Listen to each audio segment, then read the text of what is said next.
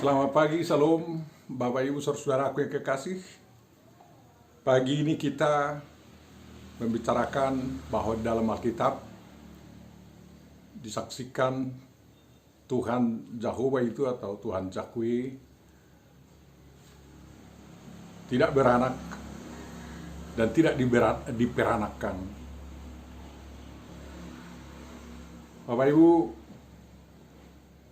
sembahan satu-satunya selalu diperkenalkan oleh setiap agama dalam kitab sucinya dan melalui ilmu teologi yang dipahami berdasarkan isi kitab suci agama tersebut.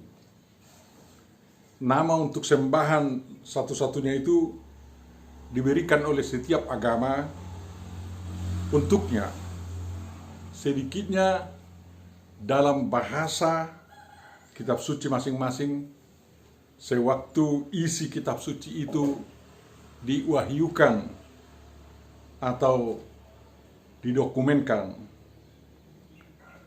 Ada yang menamai sembahan satu-satunya itu Al-Ilah atau Allah. Dan nama ini tidak boleh diterjemahkan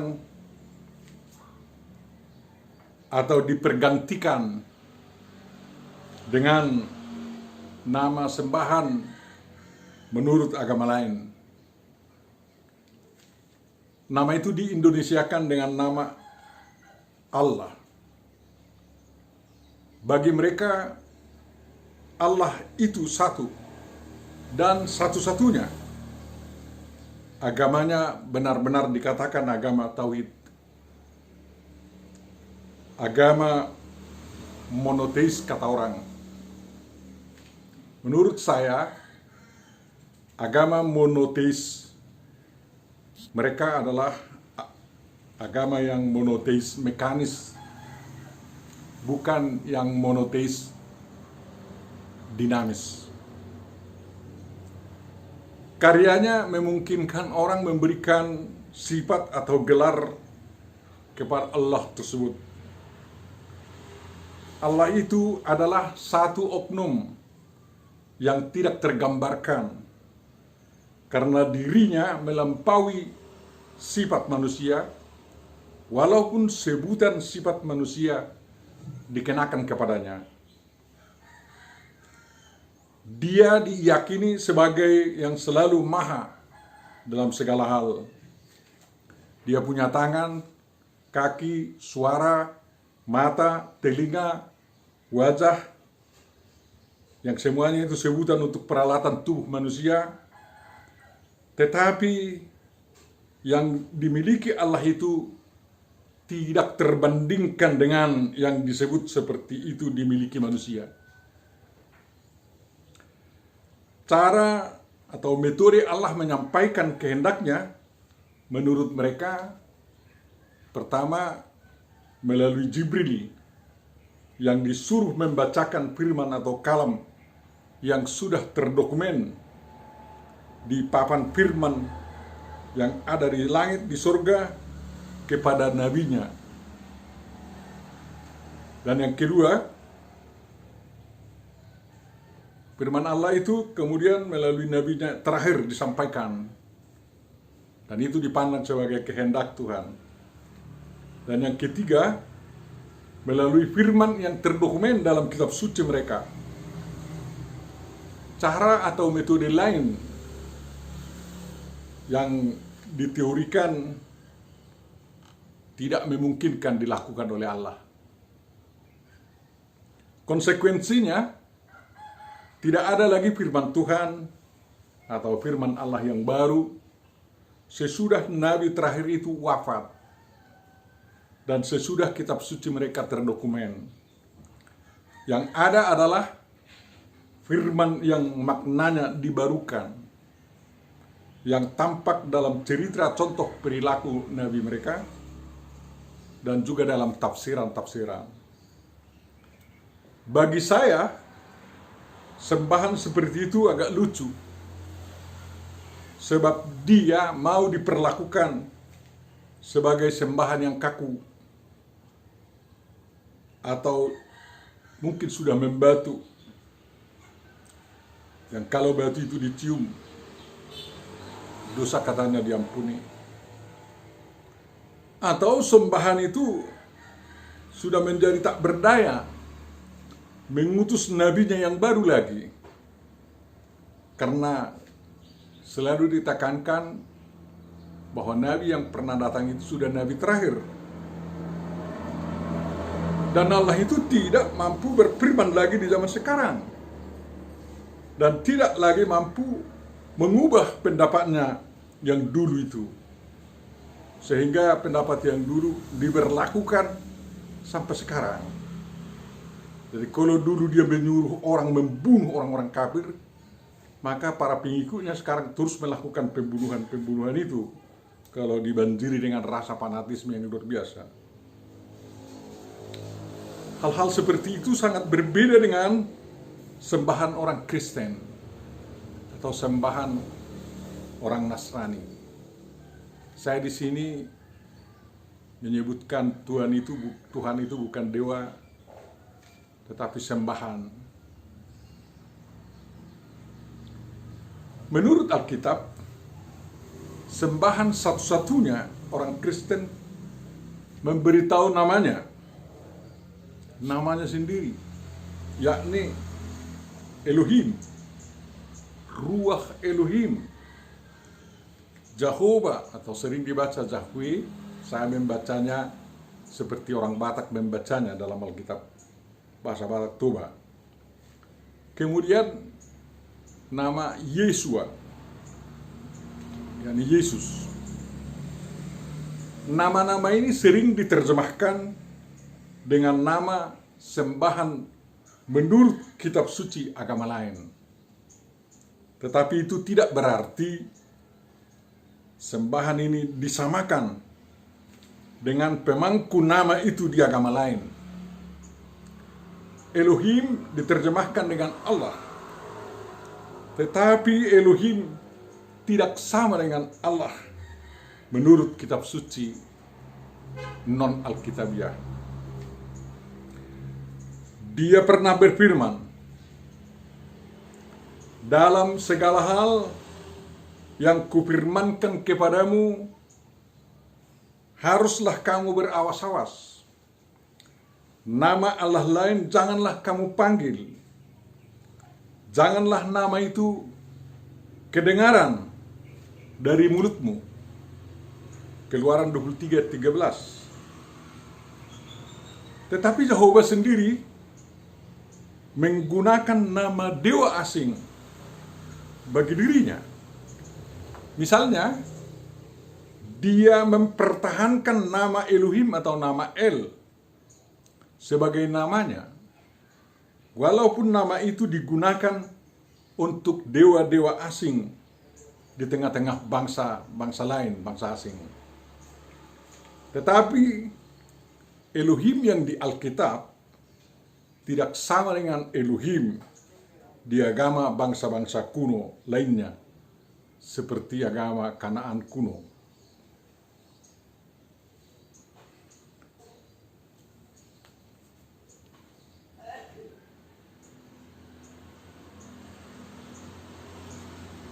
Berarti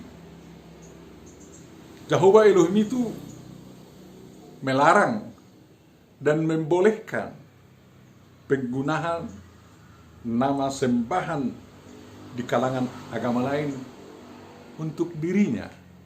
Namun ada nama dewa yang lain yang sama sekali tidak boleh disebutkan sebagai namanya. Berdasarkan kebolehan itu, para penterjemah Alkitab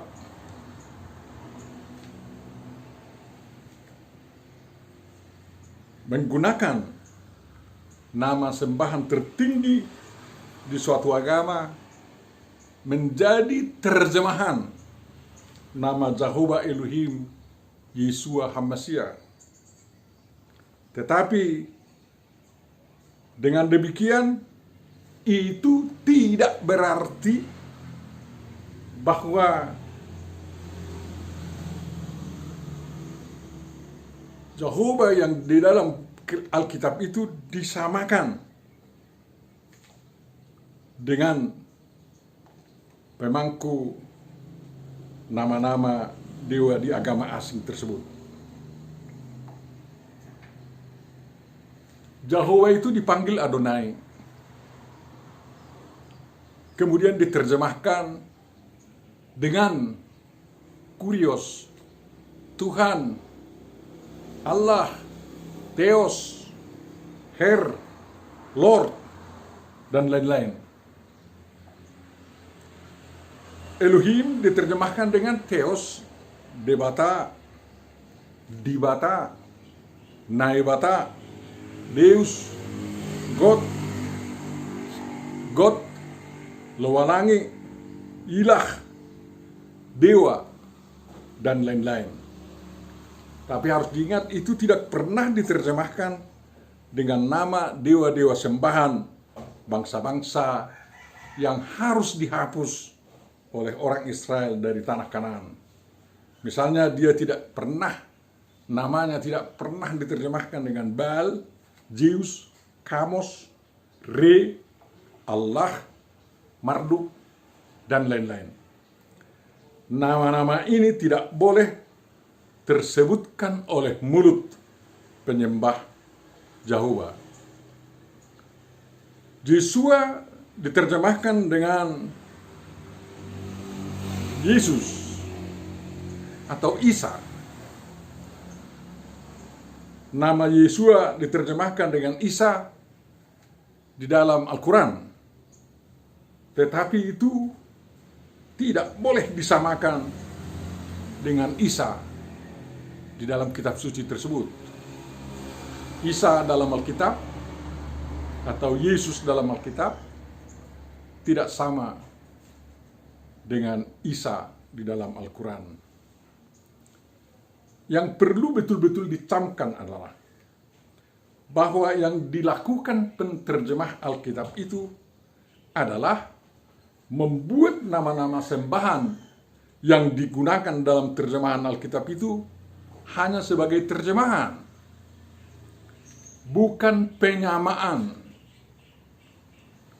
Kalau nama Yahweh Elohim, Yesua Hamasia dilarang Yahweh diterjemahkan, itu berarti Yahweh adalah salah satu sembahan yang buruk dan yang berpandangan picik, tetapi tidak maha dalam segala hal.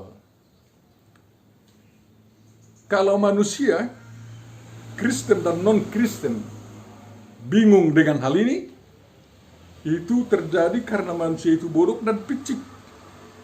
Nalarnya dangkal. Yahweh itu sembahan yang hidup, maha dalam segala hal, bergaul dengan manusia dalam bahasa manusia. Dia bisa antropomorfis, bisa antropis, bisa ilahi, rohiyah atau bersifat roh, bisa visible nampak, dan bisa invisible tidak nampak.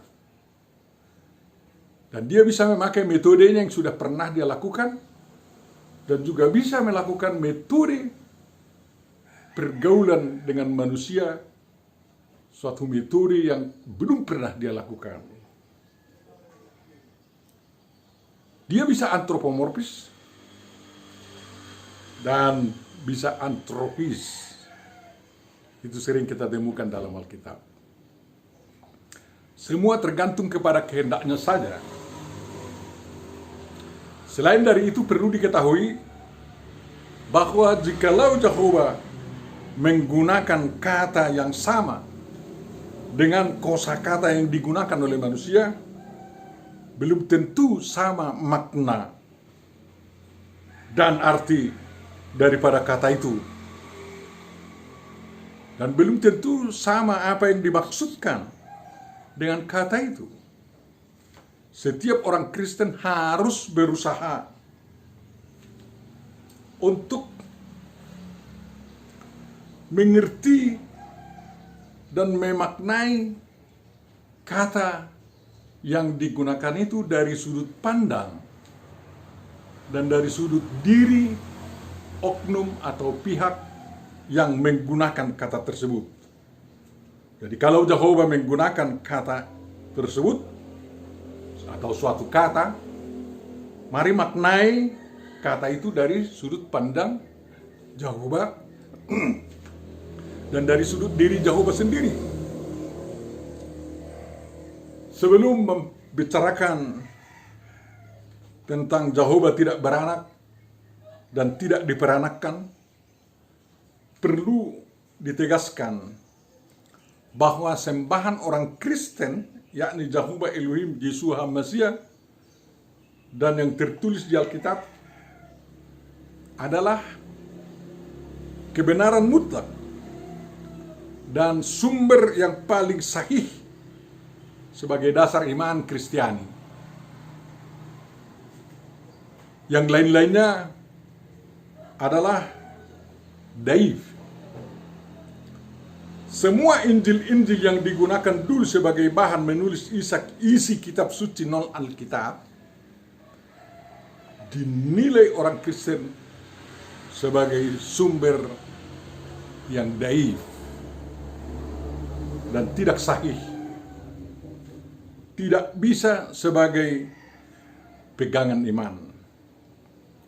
Contoh Injil yang daif adalah seperti Injil Barnabas, Injil Thomas, Injil Judas Iskariot, dan mungkin banyak lagi Injil-Injil lainnya. Ada mengatakan Injil Magdalena dan lain-lain. Sedangkan Injil yang sangat sahih adalah Injil Matius, Injil Markus, Lukas, dan Yohanes. Isi Injil ini mutlak dijadikan sebagai dasar iman Kristen.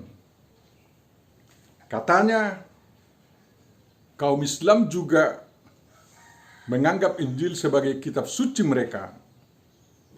Tetapi mereka katakan, Injil yang ada dalam Perjanjian Baru itu sudah palsu. Namun mereka tidak mampu menunjukkan Injil yang asli, yang tidak palsu. Masih pertanyaan besar, mengapa begitu banyak dalam kitab suci mereka itu dimuat nubuat yang berdasar pada Injil yang daif? Padahal ada alasan meyakini bahwa nabi terakhir mereka itu sangat dekat dengan Khadijah, dengan Abu Talib, dengan pendeta Warakah bin Naufal. Ini orang-orang Kristen yang setia terhadap Tuhan Yesus, dan mereka pasti memegang kitab suci Alkitab berbahasa Arab waktu itu. Dan kita yakin itu dipelajari pada abad atau masa-masa permulaan. Apakah kita itu ikut dibakar sewaktu kanonisasi isi kitab suci mereka di zaman sesudah nabi terakhir mereka itu? Itu tetap menjadi pertanyaan mungkin ya. Mungkin isinya dapat diketahui dari kitab suci mereka yang ada sebelum kitab suci mereka yang ada sekarang. Dan kita tahu ada banyak macamnya sekarang ini. Di manakah kitab suci mereka yang pertama sekali? Mereka harus dapat itu sebenarnya. Islam dengan tegas mengatakan bahwa Allah itu tidak beranak dan tidak diperanakkan.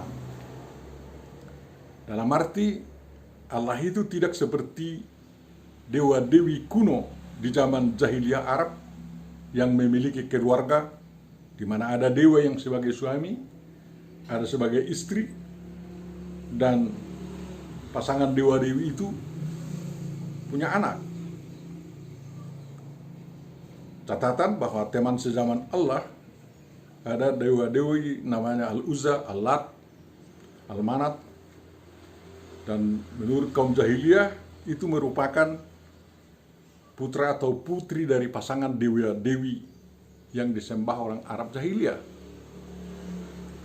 Atau dalam arti seperti dewa-dewi di zaman Babilonia kuno, di mana dewa Marduk itu adalah putra dari Dewi Tiamat yang kawin dengan dewa tertinggi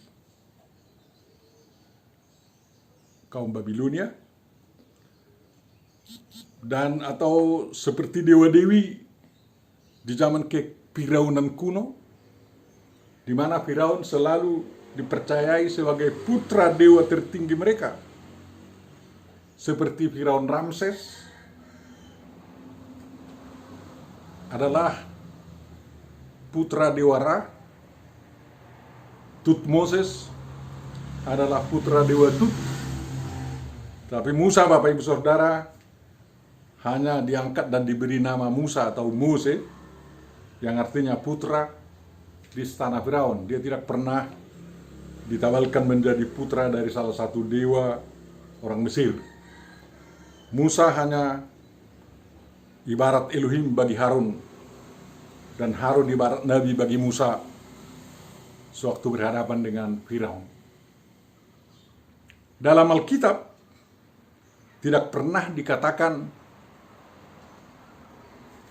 bahwa Jehovah Elohim beranak dan diperanakkan dalam arti seperti dipahami oleh Babilonia kuno, Arab Jahiliyah, dan lain-lainnya itu yang kita sebut di atas.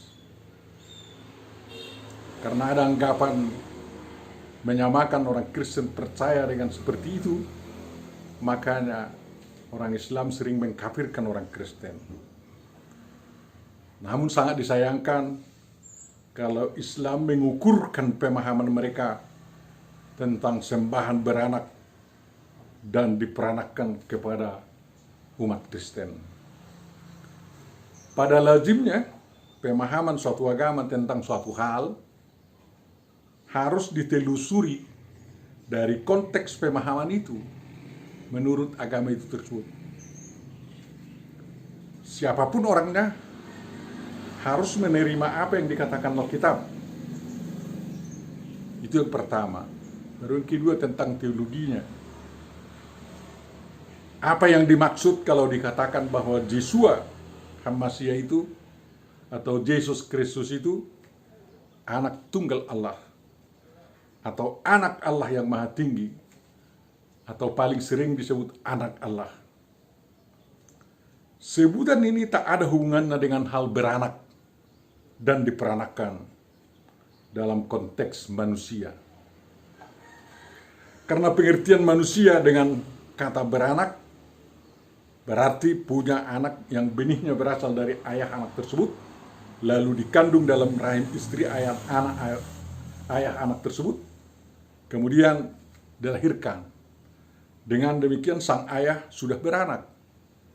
Sedangkan diperanakkan berarti manusia mengatakan bahwa seseorang itu adalah anak dewa atau sembahan tertentu, atau salah satu dewa atau dewi dipuja sebagai putra atau putri dari salah satu dewa tertentu. Padahal itu hanya karang-karangan iman pemuja dewa-dewi tersebut. Sama seperti Ramses dipuja sebagai putra dewa Ra misalnya. Pemahaman beranak dan diperanakkan seperti itu tidak ada dalam berita Alkitab Perjanjian Lama dan Perjanjian Baru. Hanya pembaca yang bodoh yang mereka-reka seperti itu dipahami dalam Alkitab. Dan dia tidak mau tunduk kepada pemahaman Alkitabiah tentang berita Alkitab yang mengatakan ada anak Allah, atau anak Allah yang maha tinggi, atau anak tunggal Bapa. Pembaca yang bodoh dan picik itu memaksakan pemahaman tentang beranak diperanakkan yang manusiawi, yang menurut Babilonia kuno, Mesir kuno, Arab Jahiliyah menjadi pemahaman Alkitabiah. Padahal seperti lazim diketahui bahwa mengkeker kota Medan, kekernya jangan diarahkan ke Jakarta. Atau dalam memahami kota Medan, jangan ceritakan Jakarta. Demikian dalam usaha memahami ajaran-ajaran kitab suci yang ada. Ajaran kitab suci A tidak boleh dipasangkan menjadi ajaran kitab suci B. Masing-masing harus objektif menurut konteks masing-masing. Soal mana yang lebih benar itu tergantung kepada penganutnya. Dalam Mazmur 2 ayat 7 dikatakan, "Aku mau menceritakan tentang ketetapan Tuhan. Ia berkata kepadaku, anakku engkau telah kuperanakkan pada hari ini." Lalu dalam rangka menjelaskan siapa Yesus Kristus, ayat ini dikutip lagi dalam Kisah Para Rasul 13 ayat 32 sampai 33. "Dan kami sekarang memberitakan kabar kesukaan kepada kamu, yaitu bahwa janji yang diberikan kepada nenek moyang kita telah digenapi Allah kepada kita, keturunan mereka.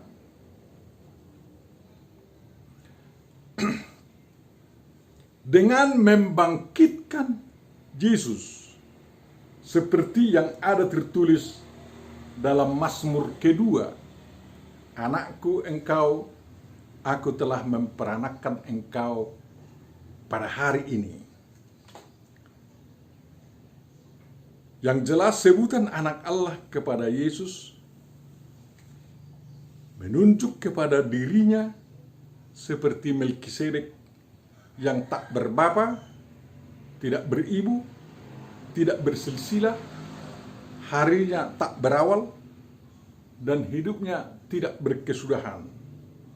Ibrani 7 ayat 3. Karena dalam Alkitab diceritakan tentang bapa, ibu, kelahiran, dan wafatnya Yesus, maka sebutan anak Allah kepada Yesus tidak mengena dengan kemanusiaan Yesus, melainkan mengena dengan dirinya sebagai firman Allah yang menjadi manusia.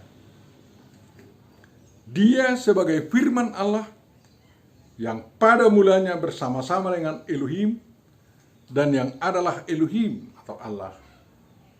Dia tidak berbapa, tidak beribu, tidak bersilsilah seperti Yesus yang manusia, dan dia tidak berawal sebab dialah yang awal, Alfa, dan dia tidak berakhir sebab dialah yang akhir atau Omega. Jehovah Elohim menggunakan sebutan anakku kepada Yesus agar manusia tahu bahwa dia sendirilah yang menyatakan diri dalam Yesus. Jehovah tidak mengatakan waktu pembaptisan Yesus, "Inilah aku, dengarkanlah dia." Tetapi, "Inilah anakku yang kupilih atau yang kukasihi, dengarkanlah dia." Baca Markus 9 ayat 7 dan Lukas 9 ayat 35. Tuhan menggunakan kata anak atau anakku untuk menyatakan aku di dalam dia, dia di dalam aku. Jehovah di dalam Yesus dan Yesus di dalam Jehovah. Di dua tempat tetapi satu, dan satu di dua tempat. Ini ada ilustrasi kecil. Sewaktu saya bervideo call dengan putri saya di Amerika, terjadi bahwa saya tetap satu, berada di dua tempat. Dan di dua tempat itu ada saya satu-satunya. Dalam waktu yang sama, saya itu berbicara di dua tempat. Saya yang di Amerika disebut gambar langsung, sedangkan saya sendiri di Indonesia adalah langsung, karena nama saya memang si langsung. Sekarang bisa masuk akal apabila ada satu Allah atau Jehovah di tempat A dan sekaligus dia berada di tempat B. Yang di tempat A adalah Allah, lebih akrab dipanggil sebagai Bapa, dan yang di tempat B adalah anak Allah. Dua sebutan itu menunjuk pada satu oknum saja. Dua sebutan itu menunjuk kepada satu pribadi saja. Dengan demikian benar apa yang dikatakan Yesus. Bapa di dalam aku dan aku di dalam Bapa. Yohanes 10:38-14 ayat 10. Dalam Yohanes 14 ayat 10 sampai 11 dikatakan, tidak percayakah engkau bahwa aku di dalam Bapa dan Bapa di dalam aku? Apa yang aku katakan kepadamu tidak aku katakan dari diriku sendiri, tetapi Bapa yang diam di dalam aku, dialah yang melakukan pekerjaannya. Percayalah kepadaku bahwa aku di dalam Bapa dan Bapa di dalam aku, atau setidak-tidaknya percayalah karena pekerjaan-pekerjaan itu sendiri. Dan selanjutnya Yesus berkata, barang siapa telah melihat aku, ia telah melihat Bapa. Yohanes 14 ayat 9. Jadi jelas dalam hal ini Allah tidak beranak dan tidak diperanakkan, walaupun dalam Alkitab dikatakan bahwa Yesus adalah anak Allah.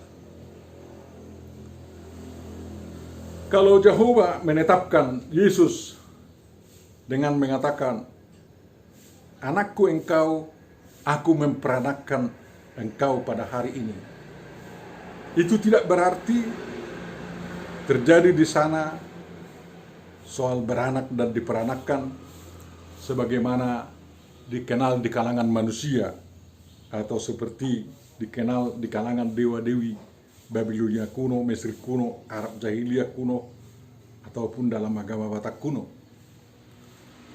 Dengan dikenakannya ketetapan Jehovah ini kepada Yesus, itu menunjukkan bahwa Yesus dan Jehovah satu adanya dalam relasinya yang tak terselami manusia, dan bahwa Jehovah dapat didengar melalui Yesus, dan Yesus adalah diri Jehovah yang datang ke tengah umat manusia. Jehovah menempuh jalan kedatangan seperti itu agar manusia dapat bergaul akrab dengan Jehovah, dan Jehovah bisa berbicara langsung kepada manusia. Dalam statusnya sebagai anak Allah yang dimeteraikannya melalui kelahirannya setelah dikandung dari Roh Kudus, dan melalui pekerjaan-pekerjaannya yang adalah pekerjaan Bapanya, dan melalui kebangkitannya, Yesus diurapi bukan hanya menjadi Raja atas Israel, melainkan atas seluruh bangsa-bangsa, atas seluruh umat beragama dalam berbagai agama. Dia penguasa bumi dari ujung sampai ke ujung. Maka umat manusia tanpa kecuali dipanggil untuk beribadah kepadanya. Bisa melalui ibadah itu bisa dilakukan tentu saja dalam ibadah agama masing-masing yang disesuaikan dengan kehendak Jehovah Elohim Yeshua HaMashiach, kan begitu. Tuhan Jehovah Elohim Yeshua HaMashiach memberkati seluruh umat manusia yang takut akan Dia, dan berbahagialah manusia yang beribadah kepadanya. Amin.